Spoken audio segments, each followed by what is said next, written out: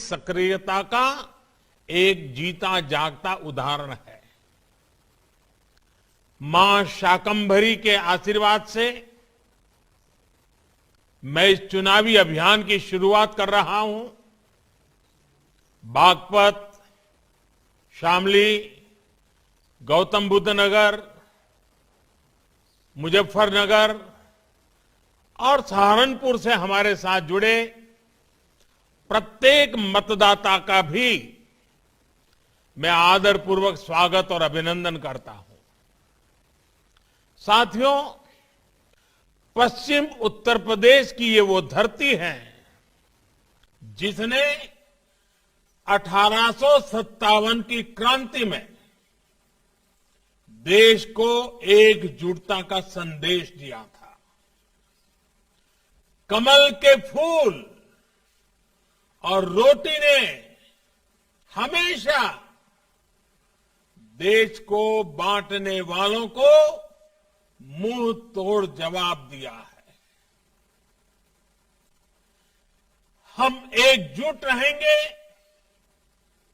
तो कोई हमें कभी परास्त नहीं कर पाएगा।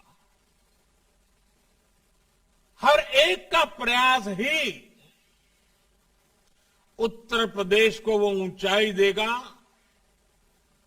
जिसका वो हमेशा से हकदार रहा है। साथियों, जब मैं 5 साल पहले चुनाव के समय पश्चिमी यूपी में आया था तो आपसे कहा था कि यूपी के विकास के लिए हम कोई कोर कसर बाकी नहीं छोड़ेंगे। इन 5 वर्षों में योगी जी के नेतृत्व में यूपी सरकार ने पूरी ईमानदारी से, पूरी निष्ठा से आपकी सेवा करने का, यूपी के विकास का प्रयास किया है। कोई भूल नहीं सकता है 5 साल पहले यूपी को लेकर क्या चर्चा होती थी। 5 साल पहले दबंग और दंगाई ही कानून थे। उन्हीं का कहा ही शासन का आदेश था। 5 साल पहले व्यापारी लूटता था। बेटी घर से बाहर निकलने में घबराती थी और माफिया सरकारी संरक्षण में खुलेआम घूमते थे।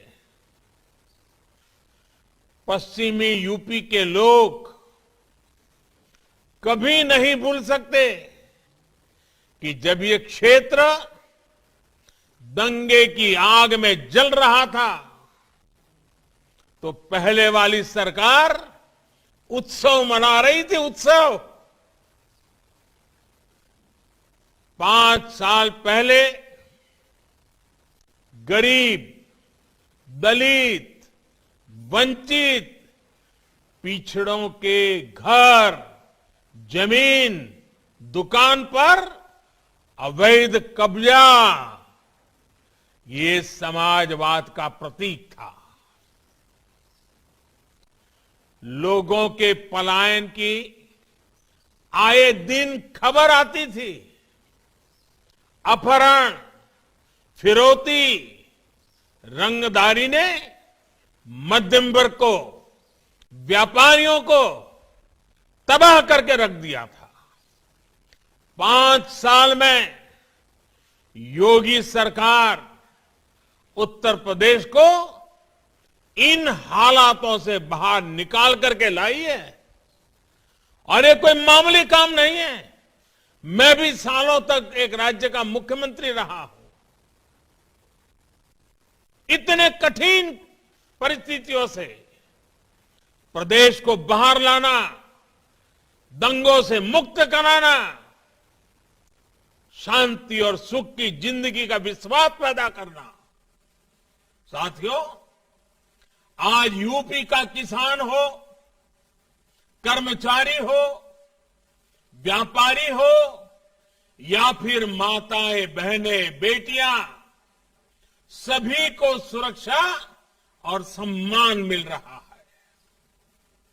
जो माफिया और गुंडे खुद को कानून से भी बड़ा मानते थे, यूपी की भाजपा सरकार ने उन्हें कानून का मतलब समझा दिया है। और इसलिए आज चुनाव के इस माहौल में वो पूरी ताकत लगा रहा है कि किसी भी तरह जो गुंडागर्दी करने वाले लोग थे ना, वो अवसर की तलाश में कैसे भी करके उनको सत्ता में वापस आना है। ऐसी अनुकूल सरकार उनको चाहिए कि उनको उनके अपने खेल खेलने में सुविधा हो। हम यूपी में बदलाव के लिए खुद को खपा रहे हैं,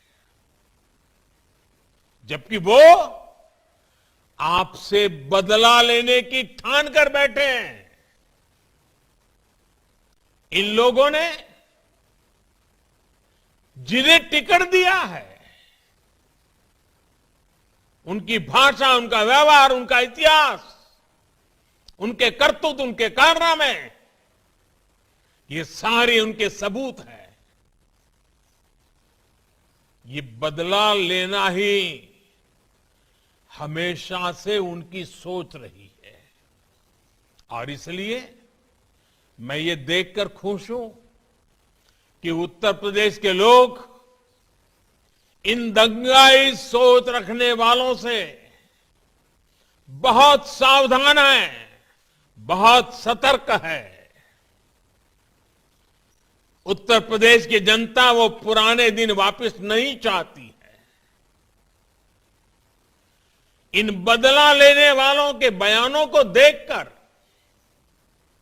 यूपी के लोगों ने ठान लिया है कि इस बार पहले से भी ज्यादा मतों से भाजपा को विजयी बनाएंगे। हमारा काम और उनके कारनामे, उनकी कारस्तानी, ये सब देखकर इस बार भी यूपी की जनता भाजपा को भरपूर आशीर्वाद देने आ रही है। और इसमें भी जो हमारे फर्स्ट टाइम वोटर्स हैं, जो पहली बार मतदान करने जा रहे हैं, वे तो उत्साह और उमंग से भरे हुए हैं। भाजपा की सरकार बना के लिए वो खुल करके भाजपा के साथ है। पहली बार वोट डालने वाले जा रहे युवा भी इसको समझ रहे हैं कि अब यूपी को फिर से गुंडों, माफियाओं के हवाले नहीं करना है। सोचिए साथियों, जो लोग जो सत्ता खोने के अंधविश्वास के कारण नोएडा जैसे युवा आकांक्षाओं के क्षेत्र में आने से भी कतराते हैं, क्या वो युवाओं के सपनों का प्रतिनिधित्व कर सकते हैं? जो देश के अपने टीके पर विश्वास नहीं करते, वैज्ञानिकों पर विश्वास नहीं करते, जो अफवाहों को हवा देते हैं, क्या वो यूपी के युवाओं के टैलेंट, उनके इनोवेशन का, उनकी कल्पकता का सम्मान कर सकते हैं? यूपी को ऐसी सरकार चाहिए जो अपनी विरासत पर गर्व करे और ज्ञान, विज्ञान और आधुनिकता को बढ़ाए। ये काम भाजपा ही कर रही है और भाजपा ही कर सकती है। बीते 5 सालों में अगर यूपी में अनेकों नए शिक्षण संस्थान खुले हैं, आईटीआई खुली है, नए मेडिकल कॉलेज बने हैं, इतने सारे नए विश्वविद्यालय बने हैं, मंत्र भी है। बीते वर्षों में जो भी योजनाएं भाजपा सरकार ने लागू की हैं, उनका लाभ सभी को मिला है, बिना किसी भेदभाव मिला है। यही भावना तो हमारे संविधान के मूल में है। ऐसा ही भारत ने और ऐसा ही भारत तो बाबा साहब भीमराव आंबेडकर देखना चाहते थे। ऐसे ही विकास के लिए चौधरी चरण सिंह जी ने अपना जीवन समर्पित किया। साथियों, जिन्होंने गरीब की तकलीफ न कभी देखी, न कभी महसूस की, हमेशा जमीन से कटे रहे, वो ना गरीब को समझ सकते हैं, न उसका भला कर सकते हैं। गरीबों की भाजपा सरकार ने कैसे काम किया है, उसका एक उदाहरण गरीबों के पक्के घर है। पहले वाली सरकार ने अपने 5 साल में गौतम बुद्ध नगर में सिर्फ 73 घर बनाए थे, 73। जरा सुनिए आप लोग, 5 साल में 73 घर। योगी जी की सरकार ने इन्हीं 5 सालों में उस एक जिले में करीब करीब 23,000 घर बनाकर शहरी गरीबों को दिए हैं। सोचिए, कहां 73 घर 5 साल में और कहां 23,000 घर। सहारनपुर शहर में भी पहले वाली सरकार ने सिर्फ 221 घर गरीबों के लिए बनवाए थे। 221, 5 साल में 221। योगी जी की सरकार ने इन्हीं 5 सालों में 18,000 से ज्यादा घर बनाकर सहारनपुर के गरीबों को दिए हैं। इसी तरह शामली, मुजफ्फरनगर और बागपत शहर में भी कुल मिलाकर पिछली सरकार ने 5 साल में सिर्फ 800 घर बनाए थे। 5 साल में इतने सारे बड़े इलाके में 800 घर। योगी जी की सरकार ने इन 3 शहरों में 5 साल में 33,000 से ज्यादा गरीबों को घर बनाकर दिए हैं।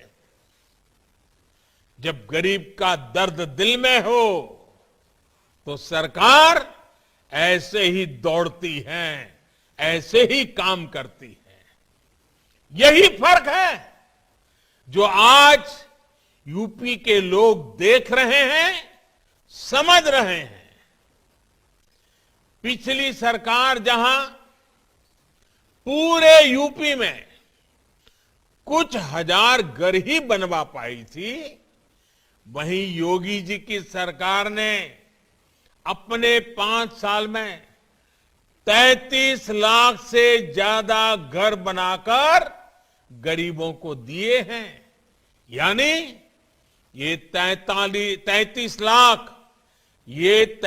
लाख गरीब इन 5 सालों में लखपति बने हैं। आज इनके पास लाखों का घर है। और इसमें भी सबसे बड़ी बात ये कि इनमें से ज्यादातर घर महिलाओं के नाम है, माताओं बहनों के नाम है। यानी हमारी सरकार ने यूपी की लाखों महिलाओं को उनके घर का मालिक बनाया है। साथियों, भाजपा के नेतृत्व में यूपी सरकार जो कुछ भी कर रही है, उसका सबसे अधिक लाभ दलितों को, वंचितों को, पिछड़ों को हो रहा है।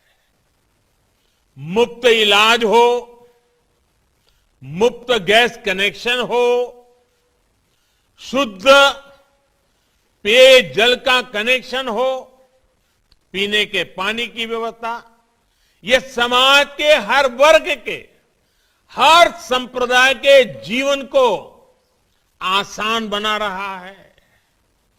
विशेष रूप से हमारी बहनों, बेटियों को गरीबों की सरकार का सबसे अधिक लाभ मिल रहा है। 3 तलाक के खिलाफ जो कानून हमारी सरकार ने बनाया, उसका लाभ हमारी लाखों मुस्लिम बहन बेटियों को हुआ है। बेटे बेटी को एक समान मानने वाली हमारी सरकार अब बेटियों की शादी की उम्र को 21 साल करने का प्रयास कर रही है। इससे बेटियों को अपने सपने पूरे करने में और मदद मिलेगी। भाइयों और बहनों, गरीबों की सरकार की प्राथमिकता क्या है, ये दुनिया पर आए ये 100 साल में सबसे बड़ा संकट, इतनी बड़ी महामारी, इतनी बड़ी बीमारी विश्व के कोने कोने में फैली हुई, और 100 साल में कभी ऐसा नहीं हुआ है। उस समय गरीबों के लिए सोचने वाली, गरीबों